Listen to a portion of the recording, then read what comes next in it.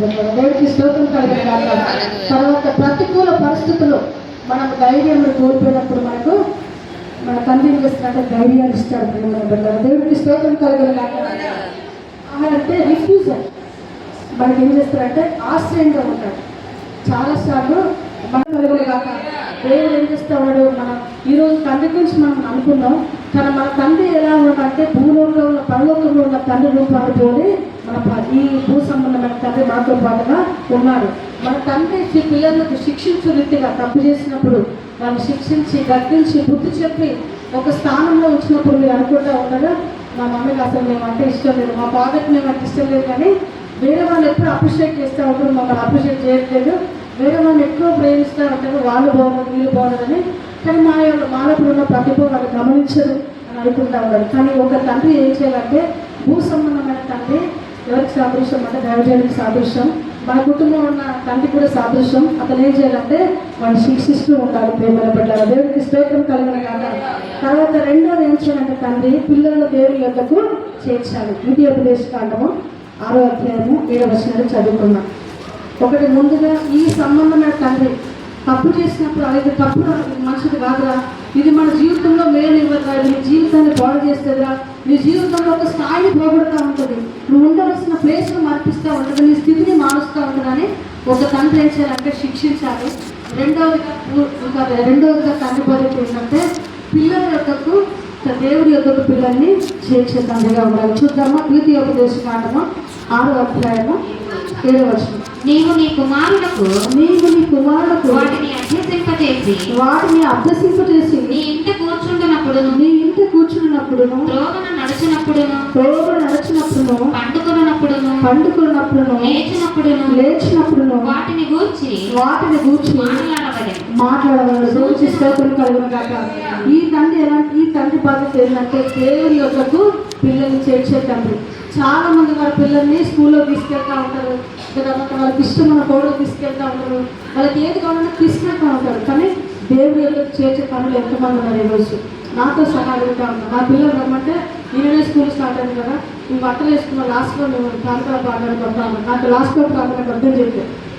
నేను కూడా చెప్తాను, నాతో సహా పిల్లలు దేవుని యొక్కకు చేర్చే తల్లుల పొజిషన్లో మీరు ఉన్నారు.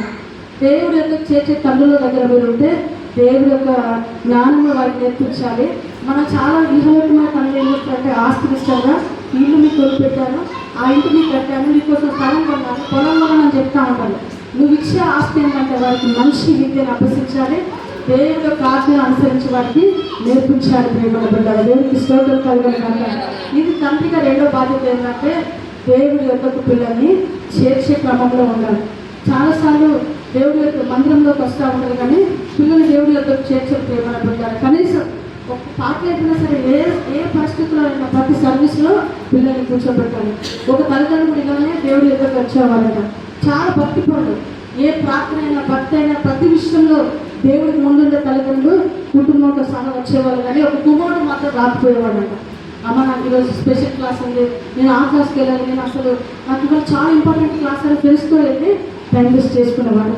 ఈరోజు కూడా రోజు తండ్రి అడుగుతూ ఉన్నాడు, కానీ అమ్మ ఈ క్లాస్ ఉన్నాడు ఊరికనే లేనిపోయిన క్లాస్లో చూపించి ఉన్న క్లాస్లో చూపిస్తూ ఉన్నాడు, కానీ అది నిజమైన క్లాస్ కాదు. కానీ మళ్ళీ తర్వాత తండ్రి ఏం చేశాడంటే అంటే అరే ఈరోజు వచ్చిన రాకపోయిన రోజు నుంచి ఒక లాస్ట్ ఆఫ్ బంగారుతున్నా ఒక అందరు దైవజనులు వస్తూ ఉంటారు, నువ్వు తప్పకుండా చర్చలోకి రావాలి అని ఆ కుమారుడిని ఈ తండ్రి వాళ్ళు ప్రోత్సహించారు. కానీ తండ్రి కుమారుడు ఏం చేశాడంటే తండ్రి చెప్పకుండా నాన్న ఈరోజు ఇప్పుడే కాల్ వచ్చింది, టీచర్ దగ్గర వచ్చింది, ఆ టీచర్ గారు కూడా వాడు కూడా స్టూడెంట్లో నుంచి ఇక్కడికి వచ్చాడు, ఈ వాళ్ళకి వచ్చేసి టీచర్స్ వస్తారు. వాడు ఏం చేస్తారంటే పిల్లలతో క్రికెట్ ఆడడం కోసం వాడు కూడా బయటకు తీసుకెళ్ళాడు. వీళ్ళంతా గ్రూప్ ఎఫెక్ట్ వెళ్తా ఉంటే తండ్రి ఏం చేశాడు, చదువుకోలేదు కాబట్టి ఇక పిల్లలకు ఛాన్స్ ఇచ్చాడు. ఆ కుమారుడు ఛాన్స్ వచ్చేసరికి ఆ క్లాస్ అయిపోయిన తర్వాత బయటన్నారా నాకు నుంచి ఈరోజు దైవజనం అందరితో ప్రార్థన చేపిస్తాను చెప్పాడు. కానీ కుమారుడు ఏం చేస్తాడంటే మధ్యలో వెళ్తా ఉండగానే యాక్సిడెంట్ అయిపోయింది. దిక్కు తోట స్థితిలో సృహ తప్పి పడిపోయాడు.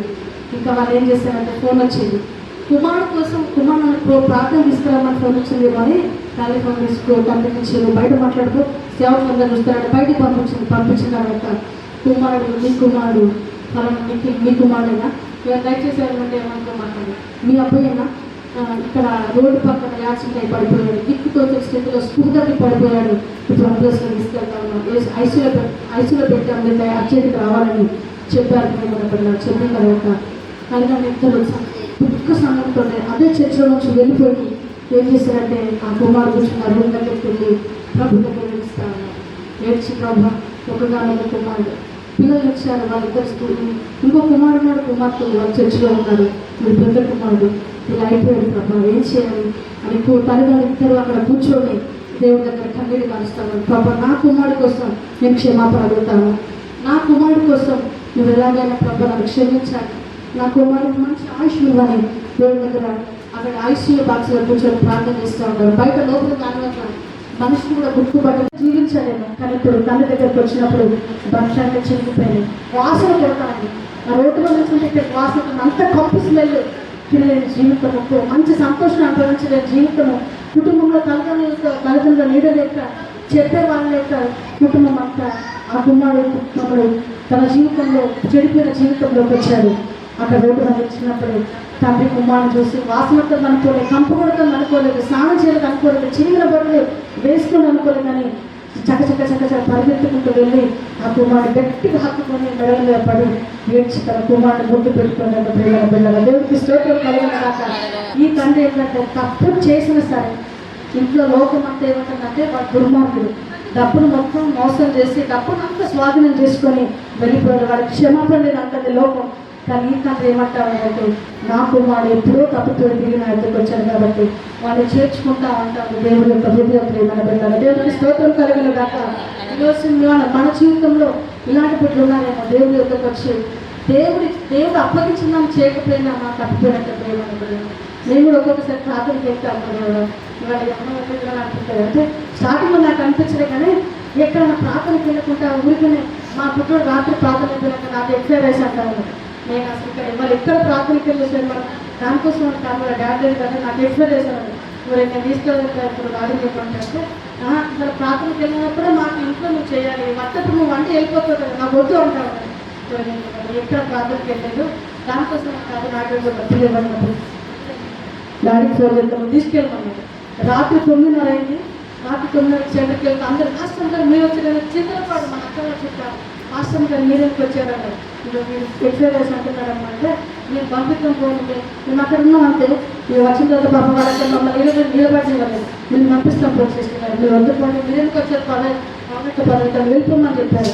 మరి అంటే వాళ్ళు కనీసం తన కుమారుడు కూడా సంతోషపెట్టిన తల్లి దొరికిన అక్కడ అంత పెద్ద డైలాగ్ చేస్తాను. నేను కొనుక్కోవడానికి అట్లా అన్నమాటంటే నేను ఎప్పుడు అడగను కాదు, సోమవారం నుంచి ఆదివారం దాకా ప్రార్థనకి వెళ్తాను. అసలు నేను ఎప్పుడు అడిగాను అక్కడ మేము రోజు ఏదో ఒకటి ఎక్సర్సైజ్ ఏదో మేము చేసుకుంటాం ఇంట్లో, అసలు మమ్మల్ని చూడట్లేదు అన్నారు. కాదుగా నేను చూస్తాను, కానీ నేను ఎక్కడ ప్రార్థనకి వెళ్ళా దానికోసం కాదు అని నేను తర్వాత తీసుకొస్తానని చెప్పాను. కానీ మా ఆయన మా కుమార్ నేను సంతోషపెట్టలేకపోయాను. కానీ మన పనులకు తను ఏం చేశానంటే కుమార్ని సంతోషం పెట్టాడు, హక్కును చేర్చుకున్నాడు. ప్రేమ ఏ వాతావరణం ఏ యొక్క ప్రకృతి మనల్ని బాధపెట్టకుండా దేవుడు తన కృప చోట కాపాడుతూ ఉన్నాడు. దేవుడి కృప కాదు మనస్ఫూర్తిగా అందరం కళ్ళు మూసుకొని ప్రార్థన చేద్దాం. అమెరికా ప్రాంతంలో అక్కడ వెలుజుల ప్రాంతంలో అక్కడ భూకంపం కలిగింది, ఆ కుటుంబానికి కూడా దేవుడు ఆదరణ కలిగించినట్టు ప్రార్థన చేద్దాం. దేవుడి కృప ఎంత మంచిది చూడండి, మనం బ్రతికి ఉన్నాం ఆ దేవుడి కృపని దేవుడికి మనస్ఫూర్తిగా కృతజ్ఞతలు చెల్లిద్దాం. మన మధ్యలో ఉన్న దైవజనుల నూతన గారి ప్రార్థనలకు నడిపిస్తాం. మనం కళ్ళు మూసుకున్నాం, ఆశీర్వాదం తీసుకొని వెళ్ళిపోతాం.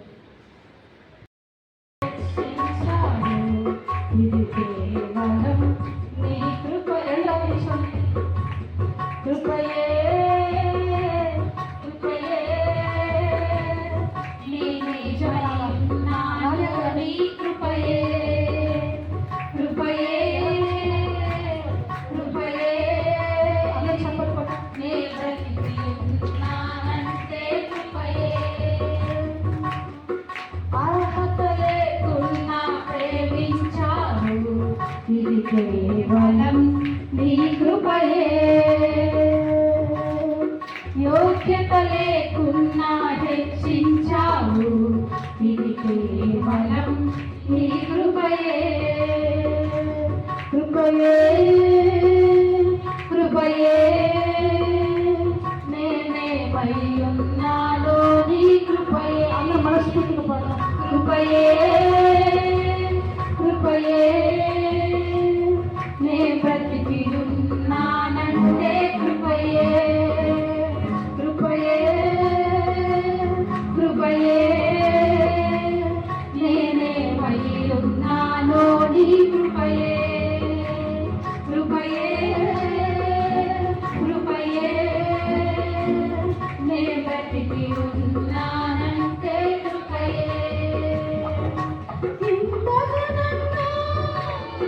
రక్షించుటకు ఏ పాటి వాడను యేసయ్యా ఇంతగా నన్ను రక్షించుటకు ఏ పాటి వాడను యేసయ్యా నీ కృపకు ఎల్లప్పుడు కృతజ్ఞుడను నీ కృపకు ఎల్లప్పుడు కృతజ్ఞుడను కృపయే కృపయే నేనేమైయున్నానో నీ కృపయే కృపయే కృపయే నే బ్రతికి ఉన్నానంటే కృపయే కృపయే కృపయే నేనేమైయున్నానో నీ కృపయే కృపయే కృపయే నే బ్రతికి ఉన్నానంటే కృపయే హల్లెలూయా. క్రైస్తవ దేవునికి స్తోత్రం కలుగును గాక.